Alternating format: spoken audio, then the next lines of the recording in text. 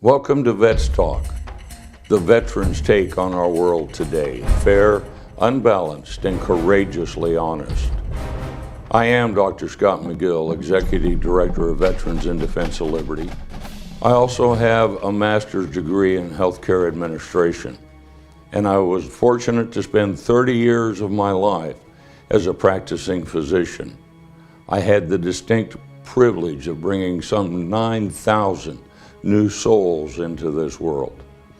I know the inside and the outside of healthcare. I understand what leads to good healthcare. After 7 years of Obamacare, we seem to be convinced that it's the federal government's place to provide healthcare. Once this belief is firmly established in the American psyche, we are condemned to socialized medicine. Socialized medicine, which will at some point degrade to a single-payer system. Now that both parties are supporting this atrocity, how do we expose the truth? How do we expose this con? How do we prevent it? There is a simple American solution for today's government-caused healthcare crisis. And we invite all conservative Americans to stand with veterans in defense of liberty as we call upon President Trump and the Congress of the United States to stand strong and do not only what they promised, but also do what is right. Repeal and replace the Affordable Care Act. It's an unbelievably complex subject. Nobody knew that healthcare could be so complicated. This is not only mandatory of men of good character, it is much less complex than we have been led to believe. First, though, how did American exceptionalism create the greatest healthcare in the world? The answer is simple: through the free market. When free market capitalism recognized that the primary parties in healthcare were the patient and the physician, and it prescribed that insurance companies compete for the patient's dollars, the result was exceptional care for relatively low cost. Only when the insurance government hospital complex became involved did we wind up paying exponentially more for only marginally better care. Marginally better care at best. Now we have two choices. One, remove the collective from the patient-physician equation and watch the cost decline and quality rise. Or two, allow the complex to continue interfering with healthcare, leading to inevitable systemic failure. Think about it.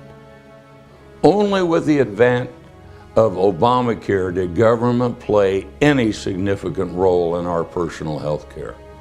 Imagine, for over 200 years, America's received the greatest health care on the planet at a reasonable cost without the hypocrisy of government.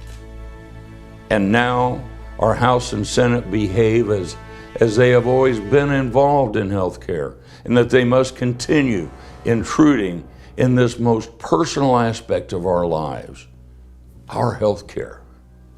This is a bogus belief. This is fake news.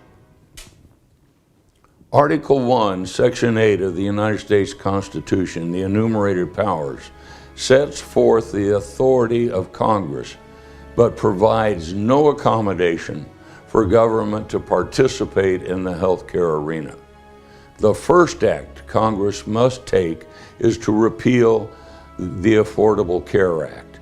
Congress must honor their pledge while recognizing and respecting the truth of the Constitution. Repeal does mean repeal. It does not mean modify. By definition, means to revoke, to rescind, to cancel, to reverse, to annul, to nullify, to declare null and void, to quash, to abolish, to vacate, to abrogate, and to recall.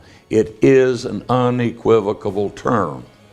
and Obamacare can easily be repealed virtually with a one-sentence bill.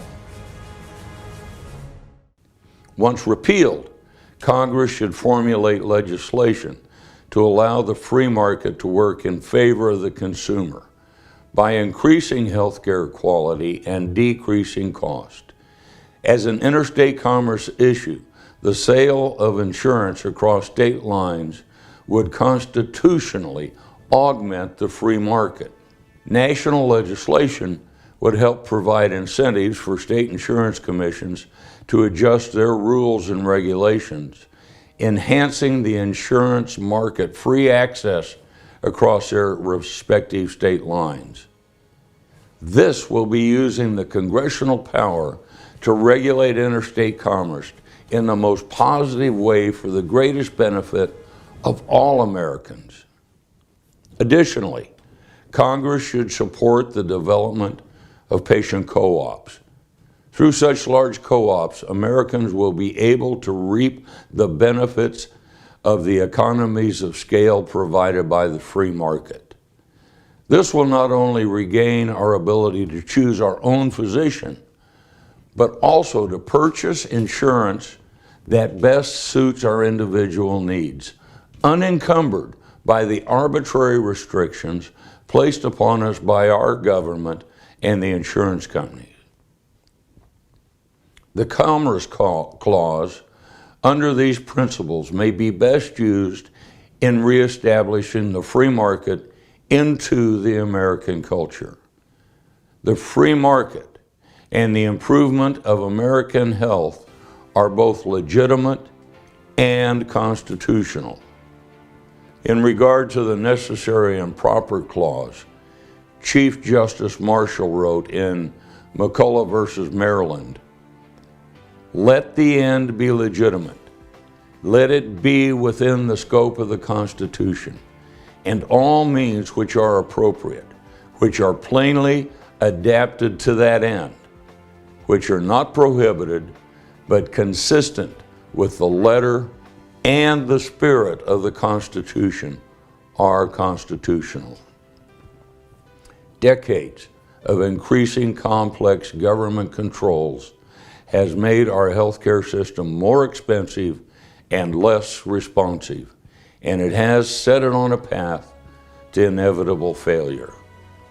By applying the American values of free choice and free markets, Congress has the opportunity right now, at this moment in time, to restore control of the healthcare system to the consumer, to the patient.